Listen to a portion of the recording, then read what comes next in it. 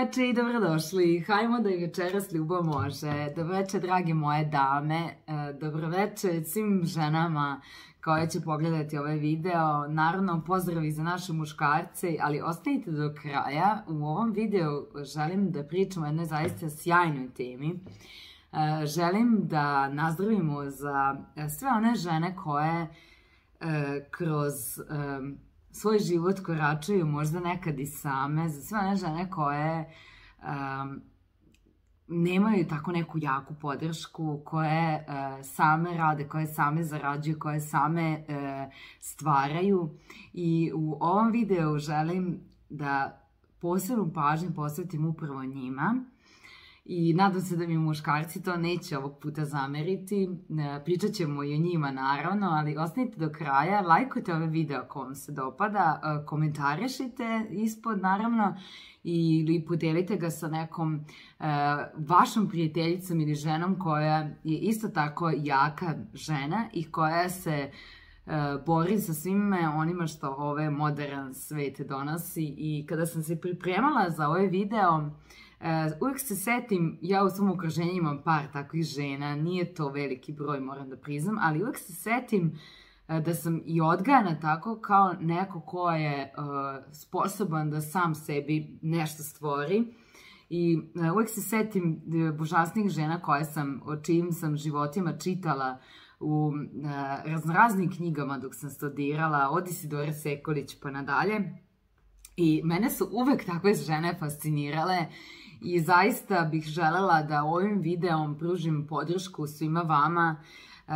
Nećete mi zameriti ako kažem posebno onim ženama koje se same bore u inostranstvu, jer ja sam tek sada, evo koliko sam ovde već više od godinu dana, godinu i 2 meseca, otkrila kakva je to borba. I kada kažem borba, to ne znači da vi izlazite na ratno polje, ali to je jedan zaista intenzivan životni period i ako niste psihički spremni za tako nešto, onda uzalud sve ostalo. Zaista ovim videom želim da podržim sve vas koje možda sad imate neku nedoumicu, možda nemate sa kim da popričate. I kada kažem možda nemate s kim da popričate, danas mi je jedan moj prijatelj napisao poruku u inbox, kaže ne zna više ni kuda da krene i šta da radi, želi neku promjenu i ja kažem znam, potpuno te razumem, tako sam se ja osjećala, kažem da, s tom razlikom da si ti imala veliku podršku. Ja jesam imala veliku podršku svojih roditelja, najviše svoje majke. I sa tom razlikom čovek kada odlazi negde, onda odlazi mnogo stabilniji i ima mnogo jasnije, vidi to svetlo na kraju tunela. Pa želim ovaj video da bude svetlo na kraju tunela upravo onim ženama koje nemaju podršku ni od koga, ni od partnera, ni od roditelja. Želim da vam kažem da znam kako vam je, želim da vam kažem da ste divne, upravo tako kakve jeste. Želim da vam kažem da učite i napredujete i dalje.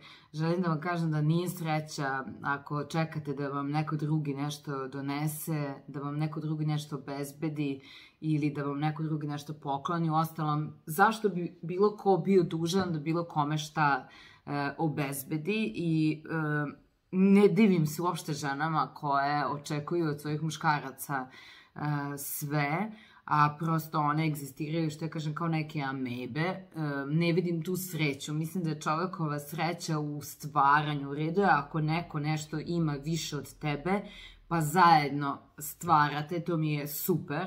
I obožavam muškarce koji znaju šta njihovoj ženi treba i obožavam muškarce koji su velika podrška svojim ženama i koji mogu samo onako da kažu ženi spusti glavu na moje rame, nemoj ništa da se brineš, jajmo zajedno kroz život, ja ću se za sve pobrinuti.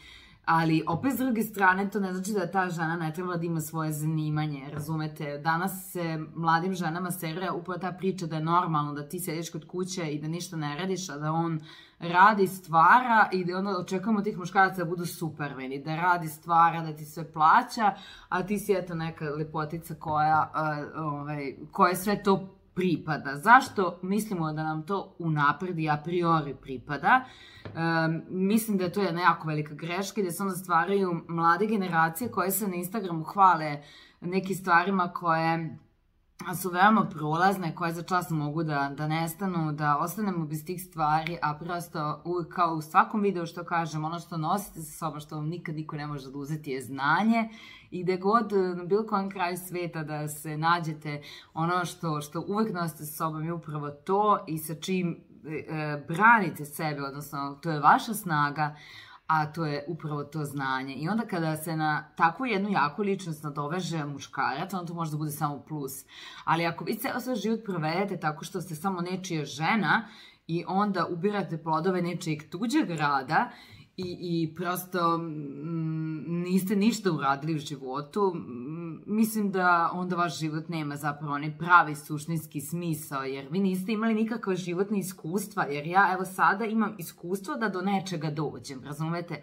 Znači, moja duša i moje srce, moj moja svest, ovo što sam ja, ima to iskustvo. Znači, da ja nisam ovdje došla, ja to iskustvo ne bih imala. A ostajući tamo gde ste i ostajući u nekim okolnostima koje vam ne prijeju, samo zato što niste iskusili nešto drugo ili samo zato što mislite da tu treba da ostanete, onda sebe lišavate upravo tako jedne čarolije života. Verujte mi da se mnogo vrata otvaraju upravo kada sebe pustite u to nepoznato i kada sebi kažete da ja to mogu, meni nije potrebno da ja budem samo nečija supruga i da nemam ni ime, prezime, ni zanimanje.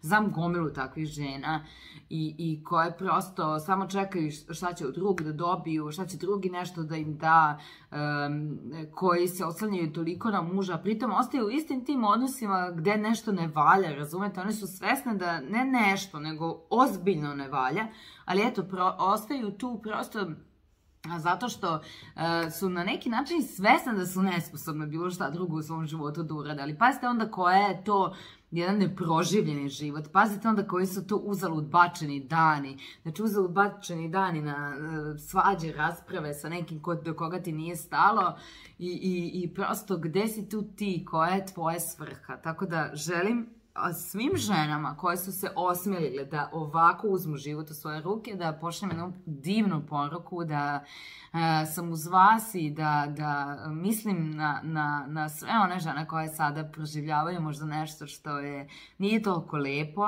ili koje su zaista zadovoljne, a opet su same. I znajte da imate moju podršku, znajte da ćemo na ovom putu da istrajemo i samo napred, učite, napredujte, učite jezik, to je jako bitno i u bilo koje sredini da ste jezik je nešto najvažnije i nemojte dozvoliti da vam znanje manjka ili da odete, ne daj Bože, 3-4 koraka unazad. Tako da, ljubim vas mnogo.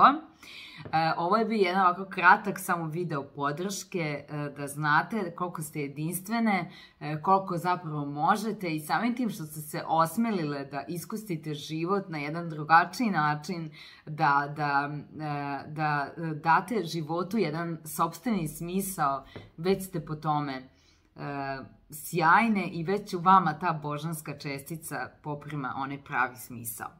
Tako da ljubim vas mnogo i do sljedećeg videa ne zaboravite da ljubav uvek može. Ćao!